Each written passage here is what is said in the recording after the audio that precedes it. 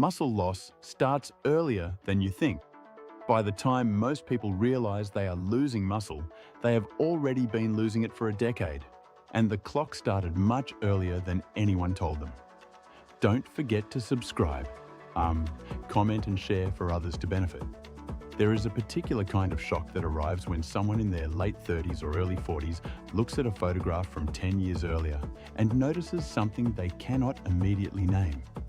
The face is recognizable. The weight might be similar. But something about the physical structure underneath has changed. A softness where there was previously definition. A loss of the dimensional quality that muscle gives to a body. A shift in how mass is distributed that no scale measurement ever captured. Most people attribute this to age in a vague, general sense. They assume it happened recently. They assume it is the kind of thing that begins at 40 or 50, or whenever the cultural narrative about physical decline starts. They are wrong about the timeline by a significant margin. Muscle loss, the clinical process of sarcopenia, does not wait for midlife to begin. It does not announce itself. It does not produce symptoms that are easy to identify before a substantial amount of tissue has already been lost. And the decade in which it begins operating silently is not the 40s. For most people living sedentary or semi-sedentary lives, the process is measurably underway in the late 20s and early 30s. At the precise moment most people believe they are still at or near their physical peak. Understanding when this process starts, what drives it, and what specifically reverses it, is not information for older adults managing decline. It is urgent information for anyone in their 20s and 30s who has not yet felt the consequences, because the decisions being made right now are determining the physical trajectory of the next 4 decades. The timeline. Most people never hear peak muscle mass in the human body occurs somewhere between the ages of 25 and 30 for most individuals. This is the biological high watermark, the point at which the balance between muscle protein synthesis and muscle protein breakdown is most favorable. Anabolic hormone levels are at their lifetime peak, and the body's capacity to build and maintain skeletal muscle is operating at full efficiency. After this point, without deliberate intervention, the trajectory begins reversing. Research consistently shows that muscle mass declines at a rate of approximately 3 to 8% per decade beginning in the 30s, with the rate of loss accelerating significantly after 60. But these are averages across populations, and averages conceal an important nuance.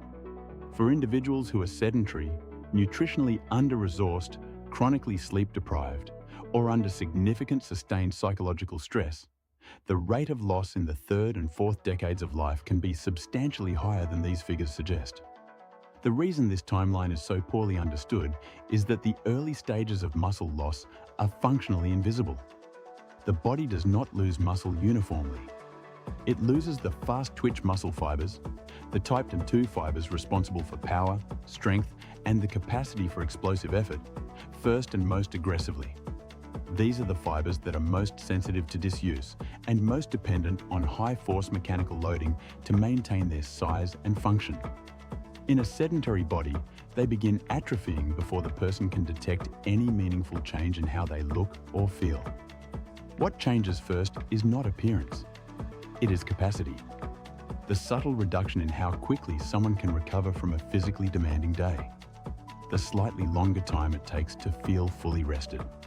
The small but real reduction in the ease with which physical tasks that were previously effortless are now completed.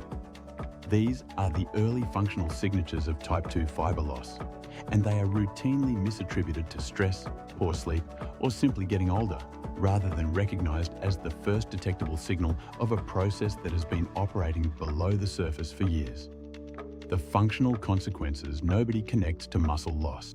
Here is where the conversation about sarcopenia typically becomes abstract. Statistics about age-related muscle percentages, when it should become urgent and concrete.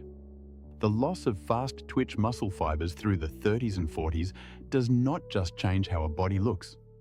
It changes how a body performs across every dimension of daily function. And it does so in ways that accumulate so gradually they are normalized rather than recognized as a progressive condition.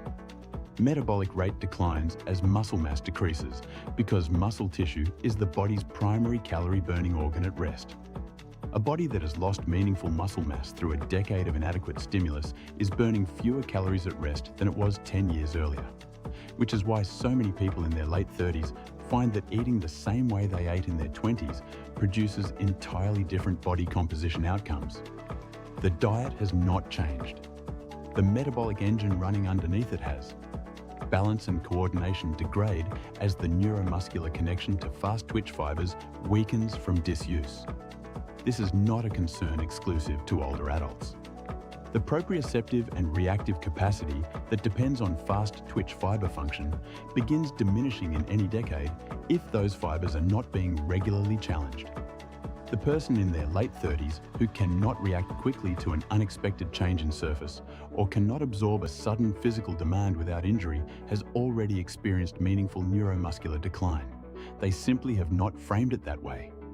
Bone density is directly influenced by the muscular forces that act upon bone during resistance exercise. As muscle mass declines and the mechanical loading of bone decreases, bone remodeling shifts progressively toward net bone loss.